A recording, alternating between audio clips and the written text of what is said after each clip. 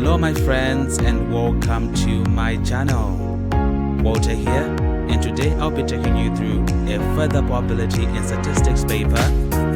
That's paper 43 from the May-June 2021 sitting. For more learning resources, visit my website waltermess.com. I hope you're gonna learn a lot from this, so let's get started.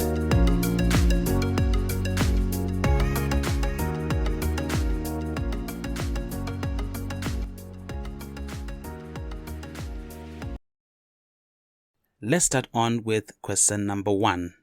It says, Farmer A grows apples of a certain variety. Each tree produces 14.8 kilograms of apples on average per year.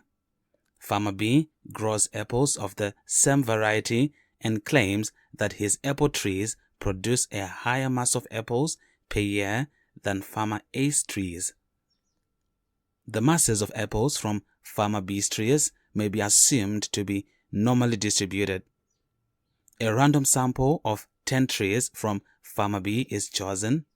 The masses, X kilograms of apples produced in a year, are summarized as follows. So we have the sum of X being 152.0 and the sum of squares of X being 2313.0.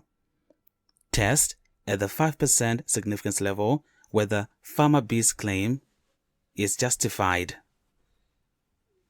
Alright, so here we're going to perform a t-test, and I'm going to start with the null hypothesis. So for the null hypothesis, we're saying that the mean mass of apples is 14.8 kilograms.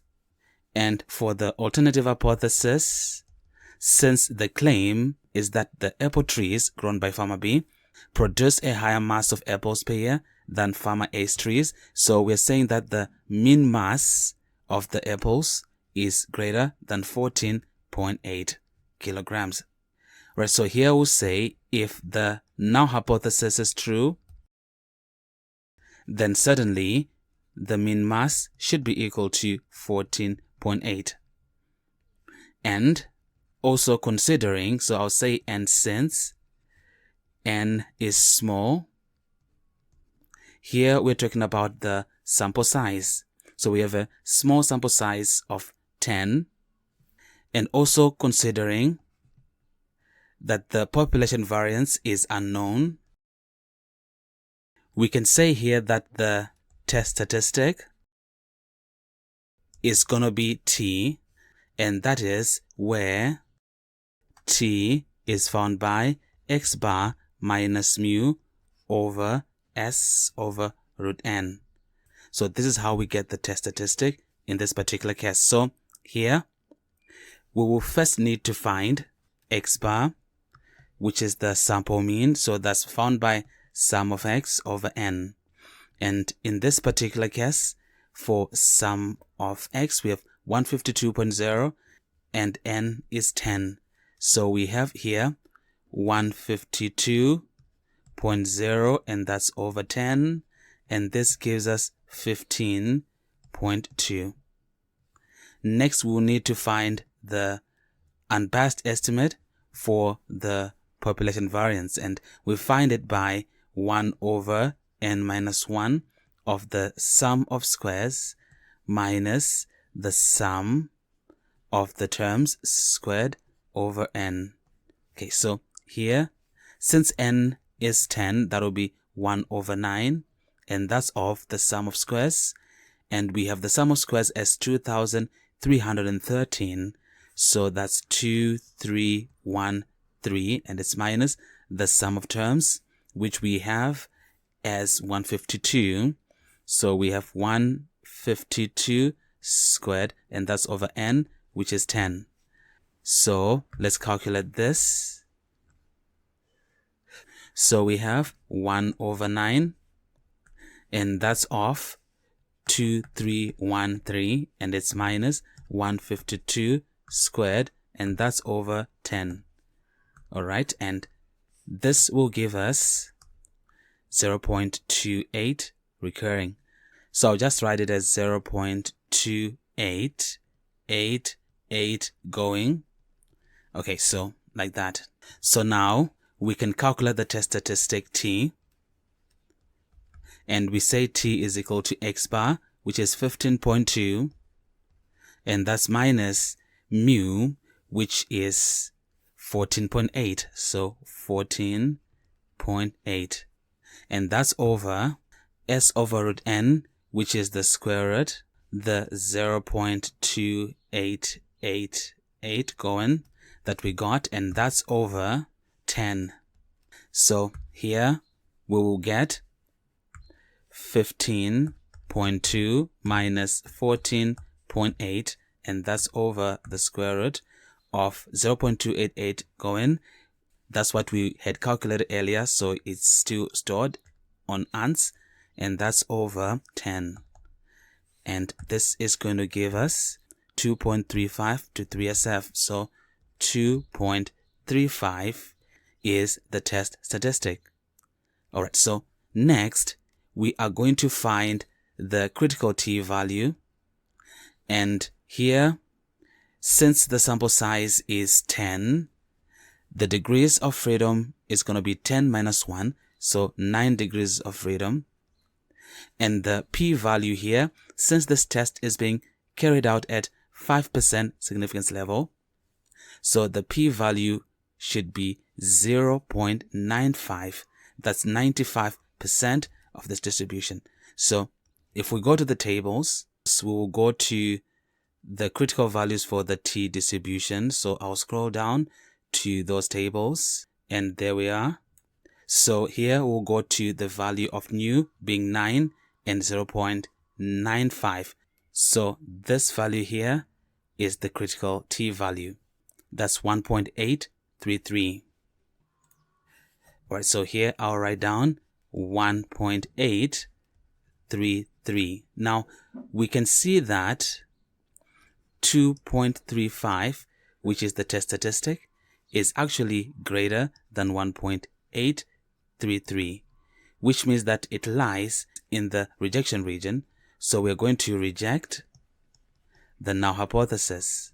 So if we are rejecting the null hypothesis, it means that we are accepting the alternative, which says that the mean mass of the apples is greater than 14.8.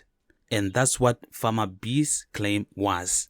Okay, so here we can write down the conclusion to say that there is sufficient evidence to support farmer B's claim. And that's how we do it.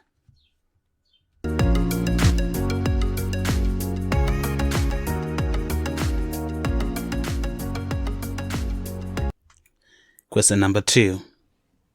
It says, a company is developing a new flavor of chocolate by varying the quantities of the ingredients. A random selection of 9 flavors of chocolate are judged by 2 testers who each give marks out of 100 to each flavor of chocolate. So we have the data recorded in the table here. Carry out a Wilcoxon meshed pairs signed rank test at the 10% significance level to investigate whether, on average, there is a difference between the marks awarded by the 2 testers.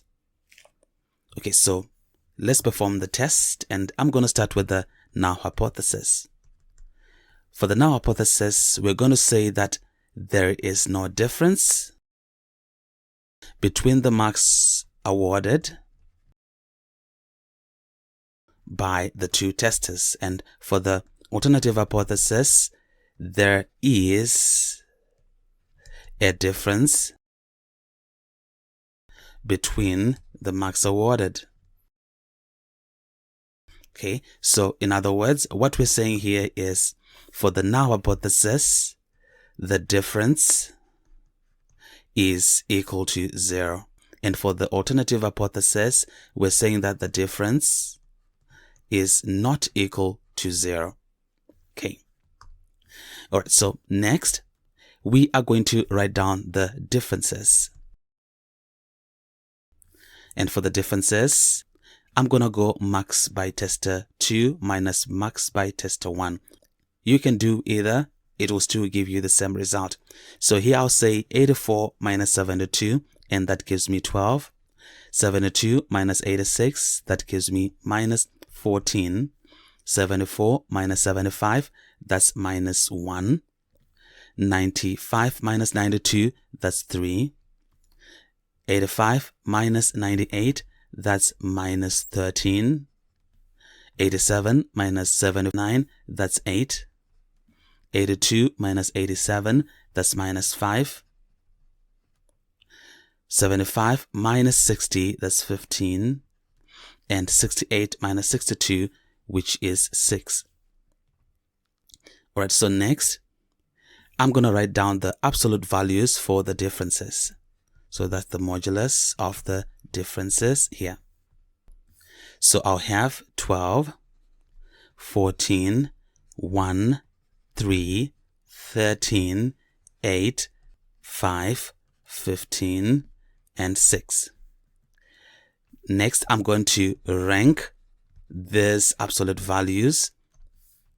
So here I'll be having, for the smallest, that's rank number 1, followed by 3, which is rank number 2, followed by 5, that's number 3, then 6 is number 4, the number 5 is 8, next is 12, which is going to be 6, then 13, number 7, 14, number 8, and finally number 9 is 15, so 9 here. So I've just ranked these absolute values for the differences. Right, next, I'm going to have signed ranks. So I'll be putting back the signs from the differences. So 6 is going to be positive. So I have positive 6. Then for 8 is going to be negative. So negative 8. For 1 is negative. So negative 1. 2 is positive. So positive 2. 7 is negative. So minus 7. 5 is going to be positive 5. 3 is negative 3. 9 is positive 9. And 4 is positive 4 here. Alright, so once we have this, we can now find P, which is the sum of the positive ranks. So I'll be adding the positive ranks 6 plus 2 plus 5 plus 9 plus 4. And if we add this up, we get 26. Then Q, which is the sum of the negative ranks. So that's 8 plus 1 plus 7 plus 3. And this gives us 19. Alright, so we know that the test statistic, which is T, is the minimum of P and Q. And here the minimum of the two is 19. So next we are going to need to find the critical value. And for the critical value, we have to consider that this is a test at 10% significance level. And N is 9, since we have 9 different chocolates. And also that the test is a two-tailed test. So that's what we need as we go to the tables. So here we are on the tables, and scrolling down, we go to a two-tailed and 0.1 for 10%, and corresponding to an N value of 9. So the value we want is 8. Okay, so 8, according to the key, is the largest value of T, which will lead to the rejection of the null hypothesis at the level of significance indicated. So we can go back. So the critical value here is 8. And here we can see that 19 is actually greater than the critical value 8, which means that we can accept the null hypothesis. Alright, so accepting the null hypothesis means that we are accepting the fact that there is no difference between the marks awarded, or in other words, there is no evidence to reject the fact that there is no evidence between the marks awarded. So I can put that here as for the conclusion that there is insufficient evidence to support that the marks differ. So that's the conclusion here, and that's how we perform this particular test.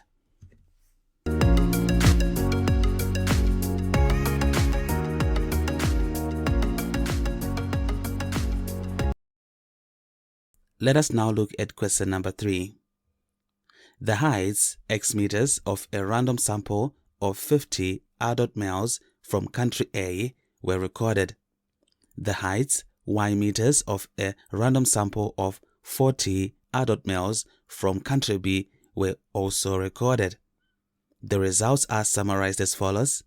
So we have sum of x as 89.0, sum of squares of x being 159.4, sum of y being 67.2, and sum of squares of y being 113.1.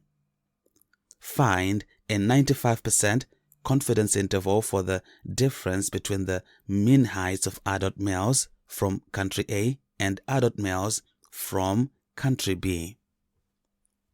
Alright, so in this particular case, we are looking for the confidence interval for the difference between the means of two populations. And here we've got two samples which are large, one of size 50 and the other of size 40. So here for the confidence limits, we'll find them by x bar minus y bar plus or minus the z value times the square root of s squared of x over nx plus s squared of y over ny. So this is what we're going to use to find the confidence limits. Okay, so that means that we will first need to calculate x bar. So we find that by sum of x over n of x, which in this case will be 89.0, and that's over 50. And when we do the calculation, that's 89 divided by 50, and that gives us 1.78. So we have 1.78 here. Next, we'll also need to find y bar. And for y bar, we will do sum of y over ny, and in this case, that's 67.2, and that's over 40. So 40 here. This gives us 67.2 divided by 40, and we get here 1.68. So we have 1.68. So here we've calculated the sample means for the two populations, that's from country A and the other from country B.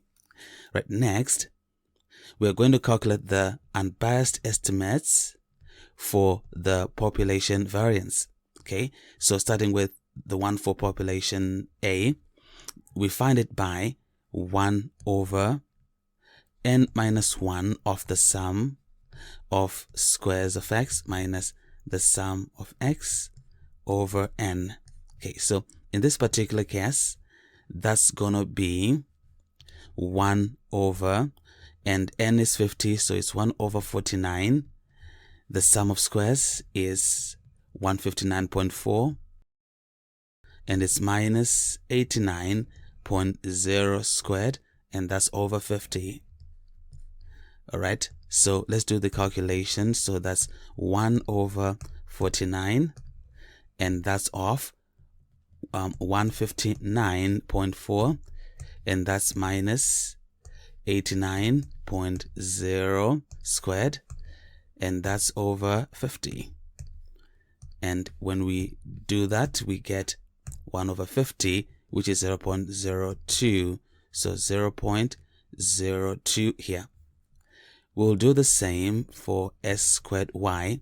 The sample size is 40, so here we'll be having 1 over 39, and that's of the sum of squares of y, which is 113.1, and it's minus 67.2 squared, and that's over n, which is 40. All right, so let's do the calculation here. So it's like we have 1 over 39, and that's of 113.1, and minus, here we have 67.2, and that's squared, and that's over 40. So 40 here, and this is going to give us 0.005 and going. All right, so let me write that down. So that's like 0.00523 and going. Right, so this is what we have here. So now we can calculate the confidence limits.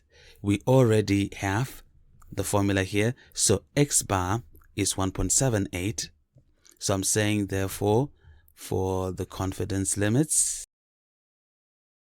we have x bar, which is 1.78, and that's minus y bar, which is 1.68, and is plus or minus. Now for the critical Z value, this is a 95% confidence interval, and we'll be considering the area to the left, which is 97.5. So going to the table, we find that for a p-value of 0.975, it corresponds to a Z value of 1.96. So the critical Z value here is 1.96, and this times the square root, and that's the square root of s squared, which is 0.02, and that's over 50, and it's plus s squared y, which is 0.00523 going over 40. All right, so let's do the calculation here. So that's 1.78 minus 1.68, and it's minus the critical Z value, which is 1.96, so 1.96, and that's of the square root of 0.02 over 50, and it's plus here for s squared y. We already have it stored since that's what we had in our previous working, so I'll use ans, and that's over 40 here, and we are going to get 0.0548 to 3SF, and this is the lower limit. So we are saying that the confidence interval is 0.0548.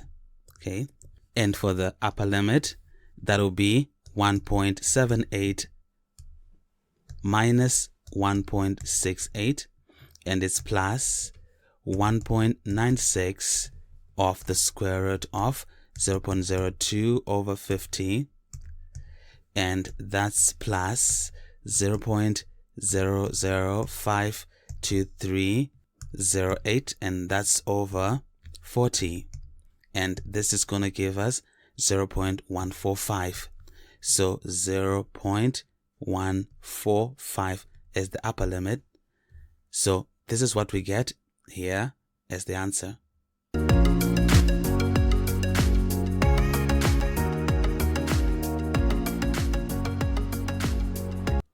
Let's look at question number 4. It says, x is a discrete random variable which takes the values 0, 2, 4, and so on. The probability generating function of x is given by gx of t and is equal to 1 over 3 minus 2t squared. So on A, find e of x and the variance of x. Alright, so let's work on it. Now, here we want to find the expectation to start with, and we have learned that the expectation e of x is found by g dash of 1, which means we have to differentiate the PGFG to get the expectation after substituting 1. Alright, so here we're saying since g of t is from the question, I'll write it as 3 minus 2t squared, all to the power of minus 1. Then g dash of t will come from differentiating this, and we can use the chain rule for that, or you can use this method where you bring down minus 1, then you differentiate minus 2t squared, and we get from that minus 4t. Then we write down the 3 minus 2t squared, then we subtract 1 from the power. So this gives us 4t of 3 minus 2t squared to the power of minus 2, which is 4t, and that's over 3 minus 2t squared all squared. Now for the expectation, therefore, since we say that it's found by g dash of 1, so here that will just be 4 of 1, and that's over 3 minus 2 of 1 squared, which is basically 1 squared. So we are going to get the expectation e of x coming out as 4. So that's what we get for expectation here. Now we want to talk about the variance.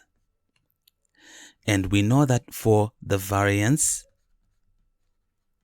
it is found by g double dash of 1 plus g dash of 1, and it's minus g dash of 1 squared. So that means we shall need to find the second derivative. That is, we shall need to find g double dash of t so that we can get g double dash of 1. So we're saying since from above we got g dash of t to be, from here we got it to be 4t of 3 minus 2 t squared to the power of minus 2, like we got right here. We can now be able to find g double dash of t using the product rule. So for the product rule, that will just be 3 minus 2t squared to the minus 2 times the derivative with respect to t of 4t, and that's plus 4t times the derivative with respect to t of 3 minus 2t squared to the minus 2. So this is equal to, if we differentiate 4t with respect to t, we get 4. So we have 4 of 3 minus 2t squared to the minus 2. And here it's plus 4t, this 4t. And if we differentiate this with respect to t, we can either use the chain rule, or we can say bring down the minus 2. So minus 2 brought down. Then differentiate minus 2t squared, and that will give us minus 4t. Then we write down the 3 minus 2t squared. Then we subtract 1 from minus 2, so it becomes minus 3. Alright, so we can simplify this. That's going to be 4 of 3 minus 2t squared to the minus 2. And here for 4t times minus 2 times minus 4t, we get 32t squared. And that's of 3 minus 2t squared to the minus 3. So this is what we get for g double dash of t. Alright, so here we are going to need g double dash of 1, which means we simply substitute 1 into this. If we do, we'll be having 4 of 3 minus 2 of 1 squared is like 3 minus 2, which is 1, and 1 raised to the power minus 2 will just be 1, and it's plus 32 of 1 squared of 3 minus 2 of 1 squared. So all this will simply also give us 1. So we get 36 for g double dash of 1.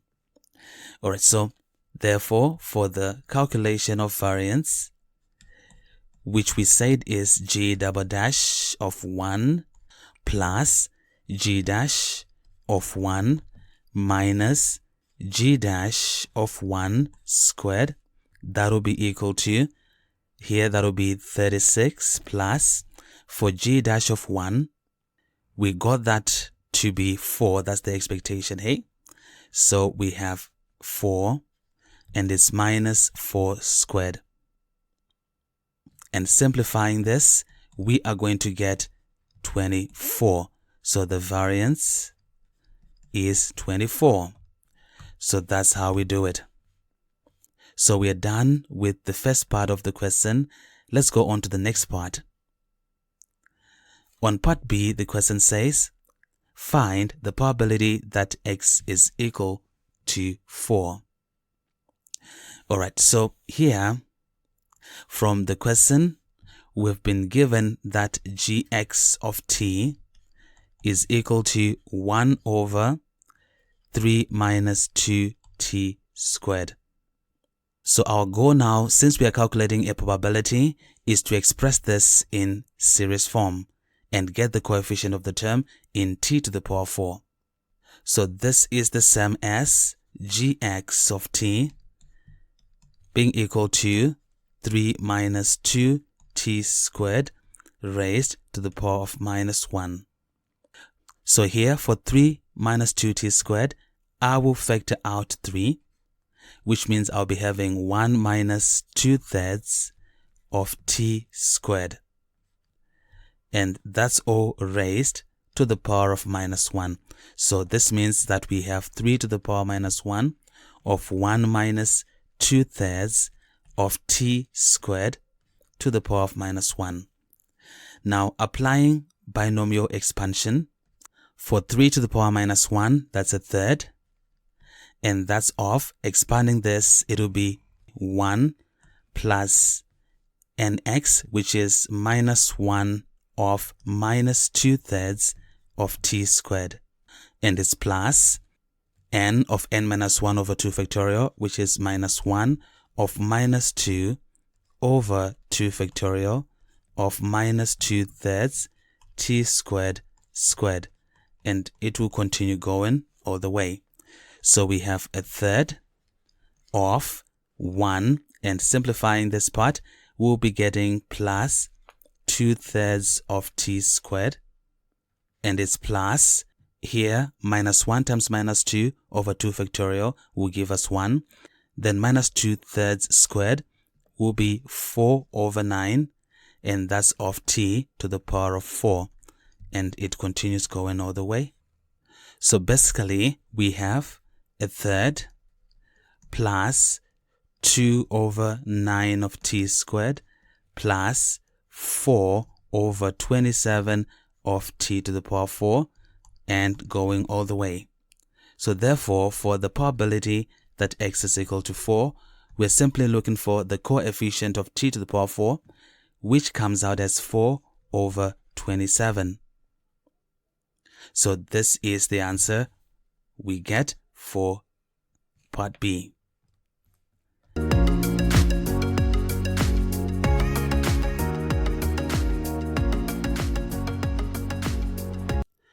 So let's take a look at question number 5.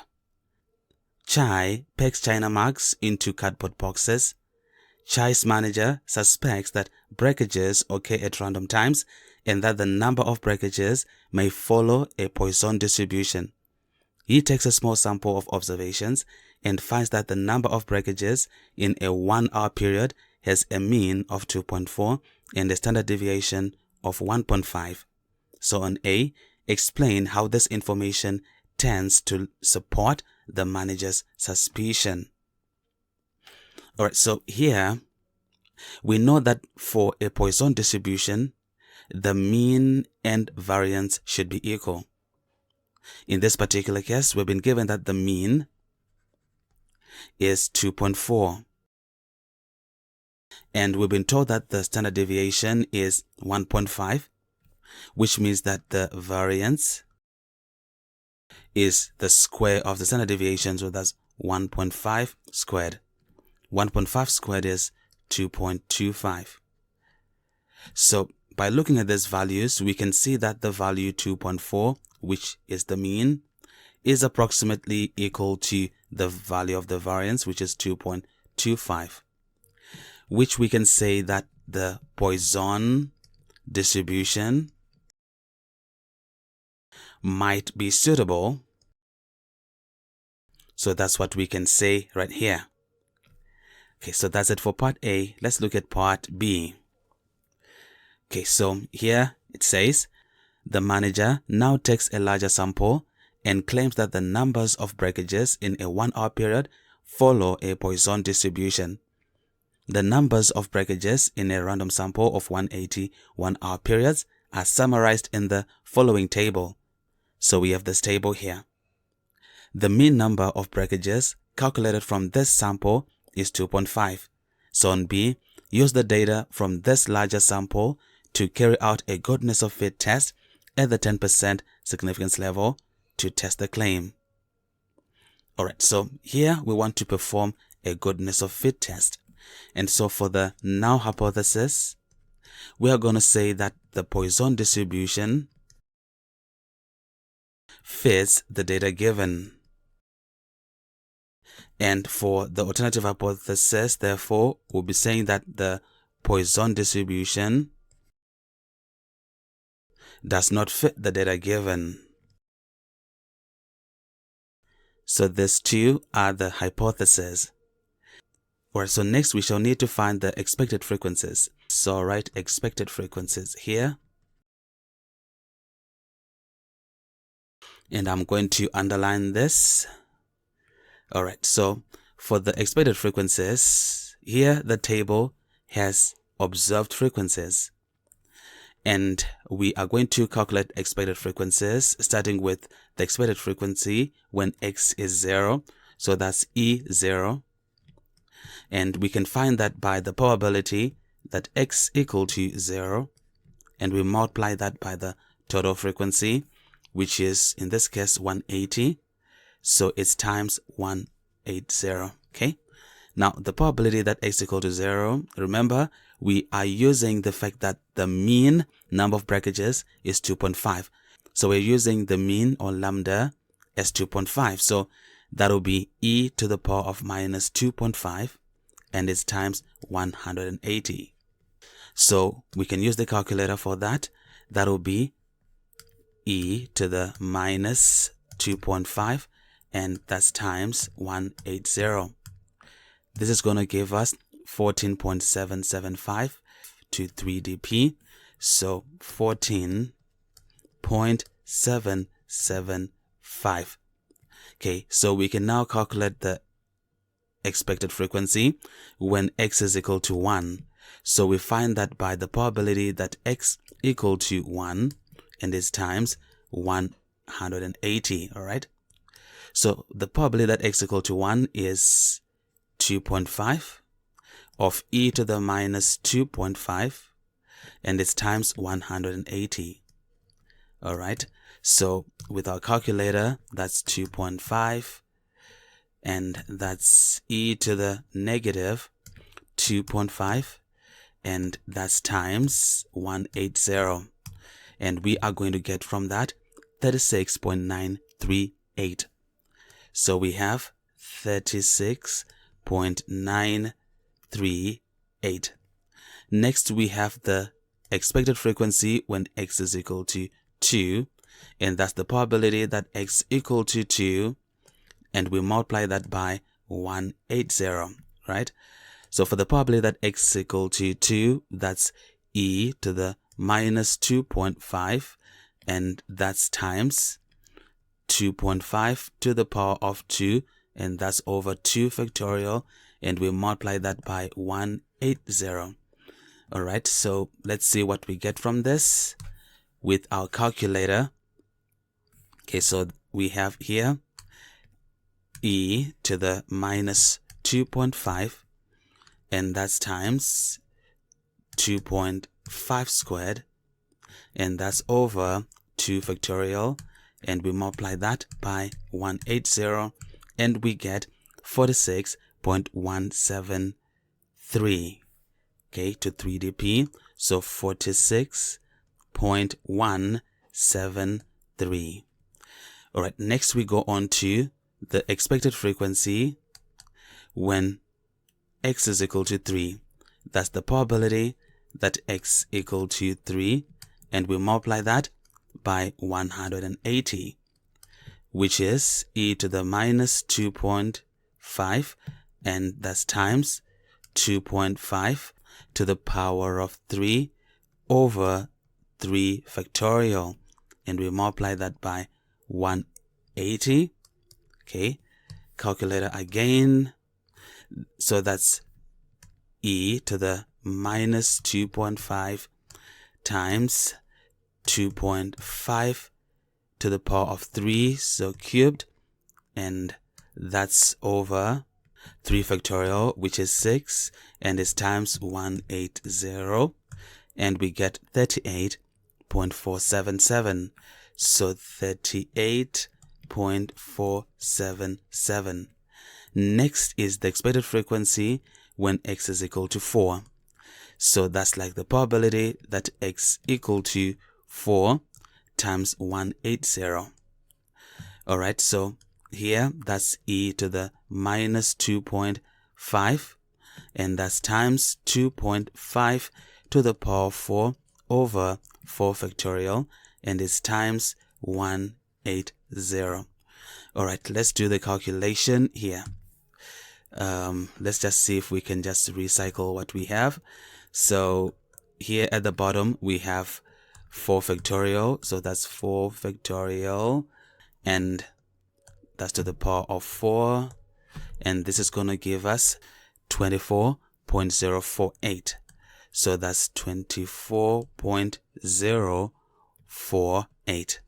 Alright, next, the expected frequency when x is equal to 5. That's the probability that x equal to 5 times 180 here. So that's gonna be e to the minus 2.5 times 2.5, and that's to the power of 5, and that's over 5 factorial, and it's times 180 here. So with the calculator, here I'll have a 5, here I'll have a 5, and this is going to give us 12.024. So 12.024. Next one is E6, which is the probability that x is equal to 6 times 180. So that's going to be e to the minus 2.5 times 2.5 to the power 6 over 6 factorial, and it's times 180. Alright, so with the calculator, that's going to be e to the minus 2.5, and it's times 2.5 to the power of 6, and that's over 6 factorial, and that's times 180, and this is going to give us 5.010. So 5.010 here. So this is what we have up to x equal to 6. Then we also have 7 or more. Okay, so that'll be the last one. I'll just call that E7. So that's like the probability that x is greater than or equal to 7. Alright, and we are going to multiply that by 180. Alright, so to get this, we can just go adding up all these frequencies and subtracting them from 180. So let's just do that for a quick working.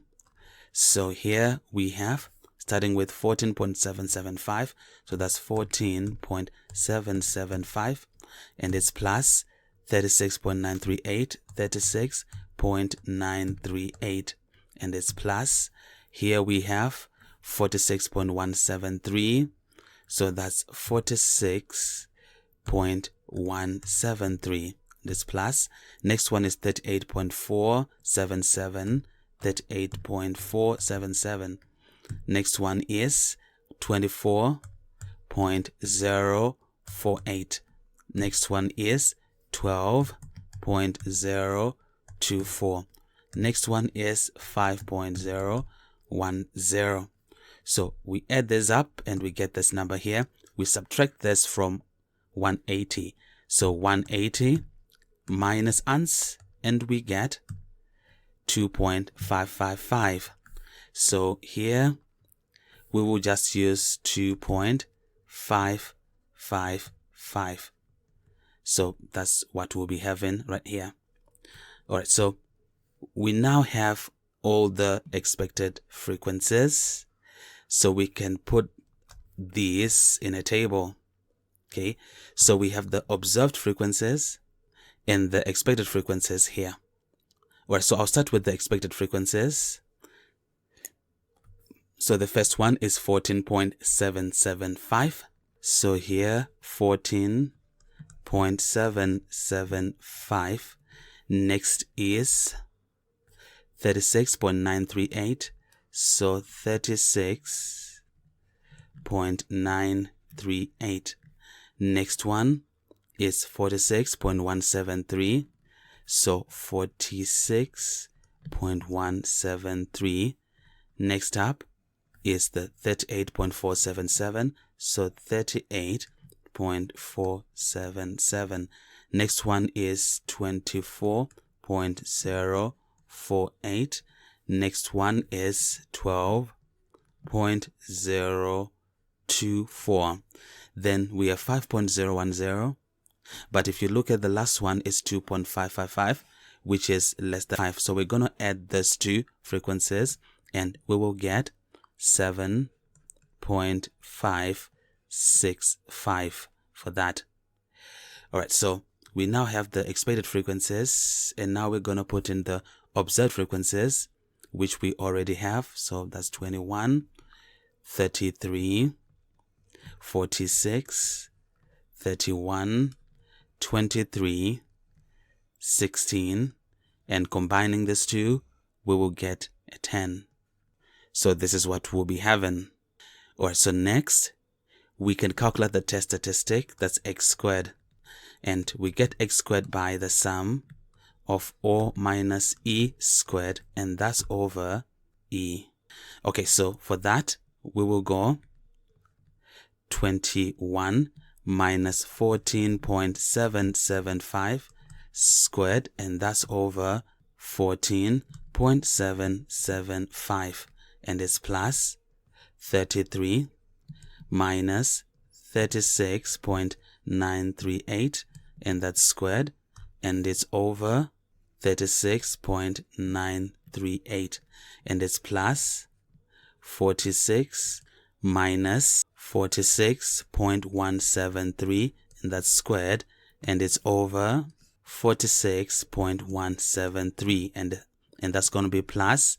Next up will be 31 minus 38.477, and that's O squared, and it's over 38.477. That's plus 23 minus 24.048, and that's O squared, and it's over 24.048. That's plus 16 minus 12.024, and that's O squared, and it's over 12.024. And lastly, that's going to be plus, and here we have 10 minus 7.565, and that's O squared, and it's over 7.565.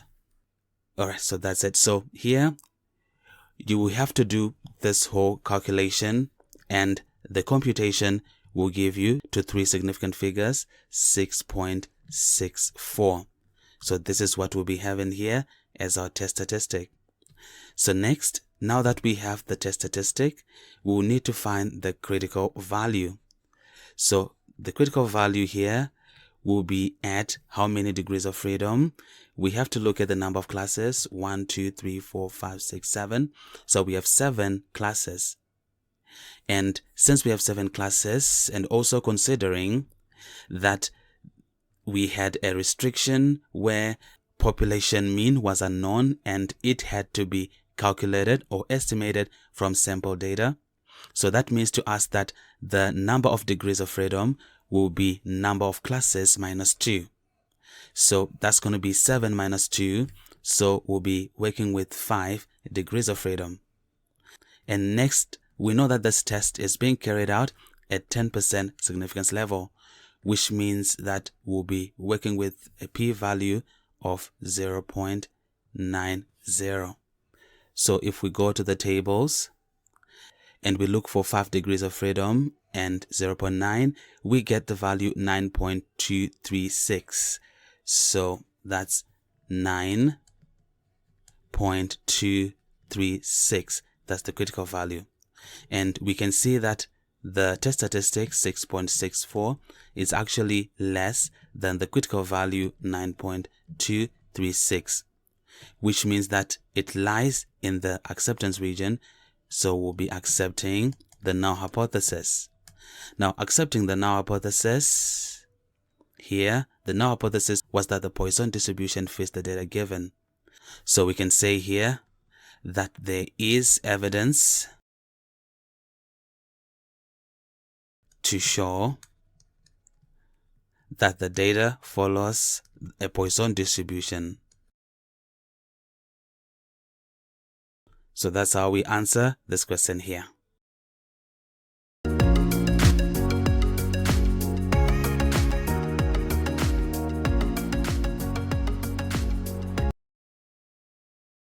Let's get on to question number 6. It says, the continuous random variable x has probability density function f given by f of x is equal to an eighth for values of x ranging between 0 and 1, 1 over 28 of 8 minus x for values of x ranging between 1 and 8, and 0 otherwise. So in A, find the cumulative distribution function of x. Alright, so you should know that we find the cumulative distribution function, that's the CDF, by integrating the PDF, the one we have here. So we'll start with the first piece, where I'll say for some value t, so let me write that down, for some value t, f of t should be equal to, for the first piece, that will be the integral from 0 up to t.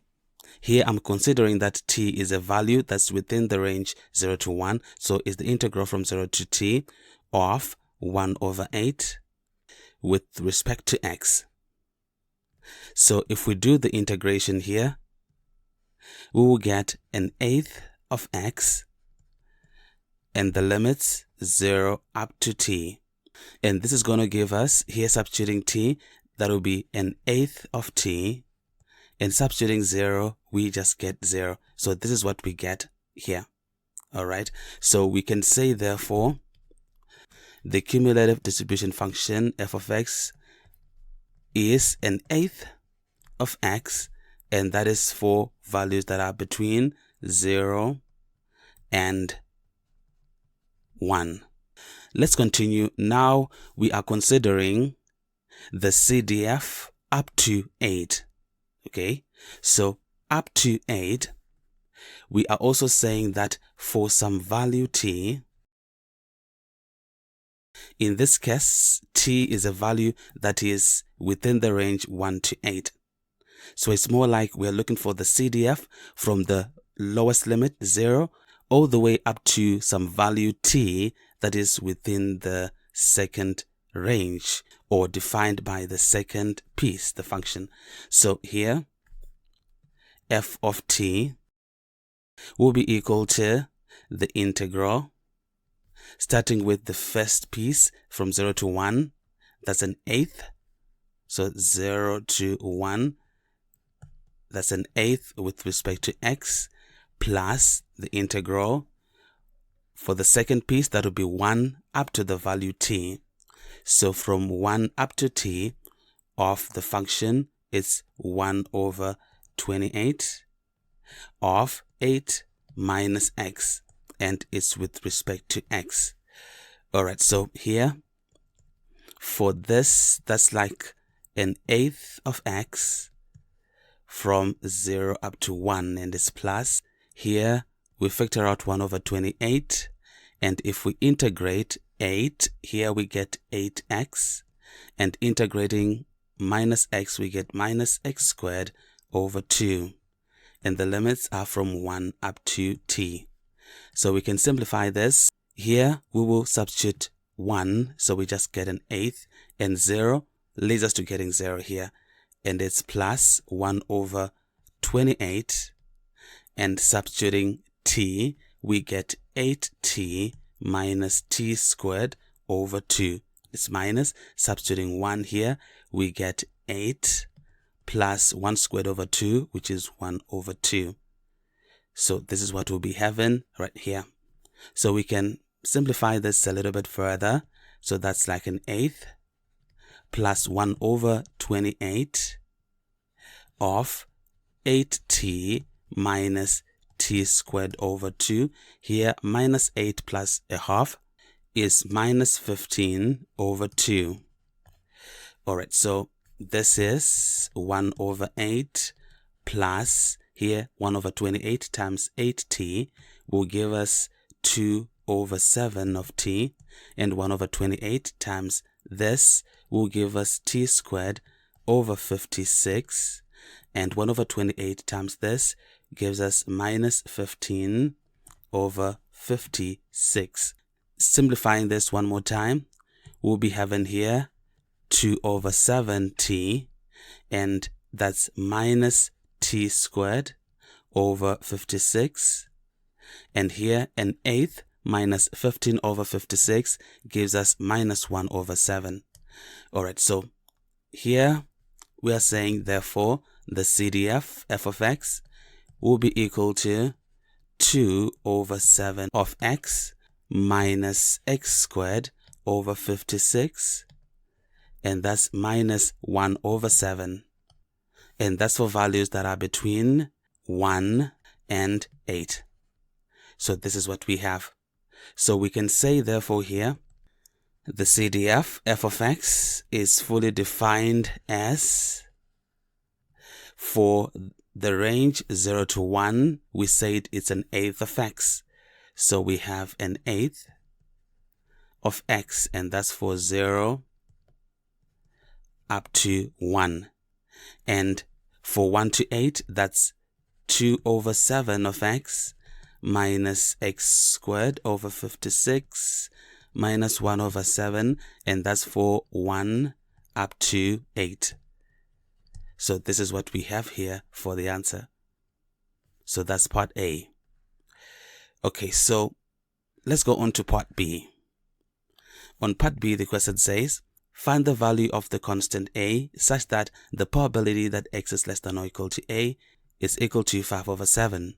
Alright, so here we know that the probability that x is less than or equal to A is the same as capital F of A. So we're going to be using the CDF that we got above. So now, considering that it's 5 over 7, we should determine whether it lies in the first piece or in the second piece. Okay, in the first piece, we have found that the value goes up to an eighth. If we integrate from 0 to 1, here on this part, it's coming out to an eighth, of which 5 over 7 is greater than an eighth. And that tells us that the value A should be within the second piece. So it's a value that lies between 1 and 8. So we will substitute A into this piece.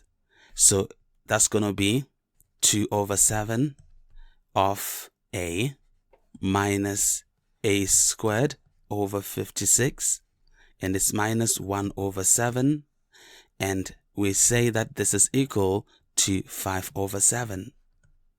Okay, so let's simplify this. Here, I'm going to multiply all the terms by 56. Okay, so this one by 56, this one by 56, by 56 and by 56. Okay, so for the first part, 7 into 56 is 8, and 8 times 2 is 16. So here we'll be having 16a, and here we get minus a squared, and here we get minus 8, and 5 over 7 times 56 gives us 40. So rearranging, here we'll be having a squared minus 16a, and it's plus 48, and this is equal to 0, right?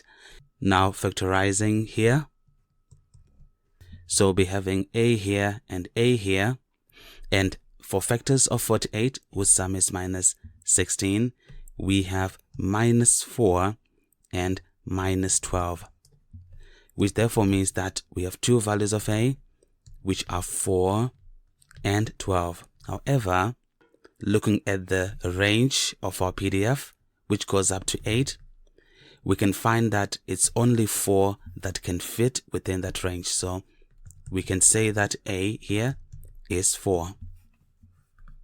So that's the answer to this part. Let's go on to part C. The question says, the random variable y is given by y is equal to the cube root of x. So on C, find the probability density function of y.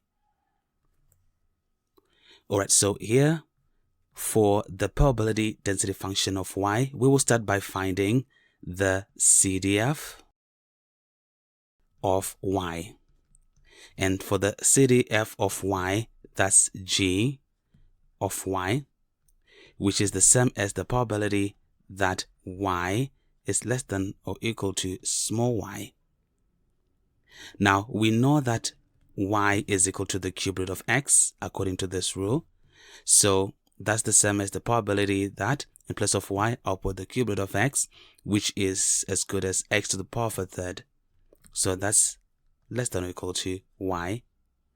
And here, making x the subject, that's like probability that x is less than or equal to, and that's by cubing both sides. So here I'll be having y to the power of 3. Now what we have here, since it's x in terms of y, is the same as f of y to the power of 3. So we can actually find g of y by finding f of y cubed. And the good thing is that we already have the function f. So therefore, we're saying that g of y is equal to, and here we'll be having 1 over 8 of, in place of x, we'll put in y cubed. Now the range is going to change, and that's by using the rule that y is equal to the cube root of x. So the new range, we get the range being 0 up to 1.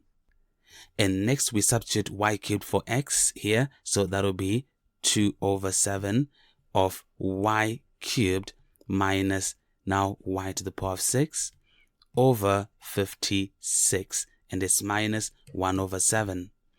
And again, the limits are going to change since y is equal to the cube root of x, so we'll be having them as 1 up to 2. So what we have here is the CDF of y. But the question wants us to find the PDF of y. So we are saying now for the PDF of y, which is small g of y, we find it by differentiating the CDF. So here, therefore, g of y will be equal to differentiating an eighth of y cubed, that will be 3 over 8 of y squared, and that's for values of y between 0 and 1. And differentiating this here, we'll be having 6 over 7 of y squared, and that's minus 3 over 28 of y to the power of 5. Differentiating minus 1 over 7 is 0, so we'll leave it like that. So that will be for the range 1 up to 2. And let's not forget that it's 0 otherwise. So what we have now is the probability density function as required, and that's how we do it.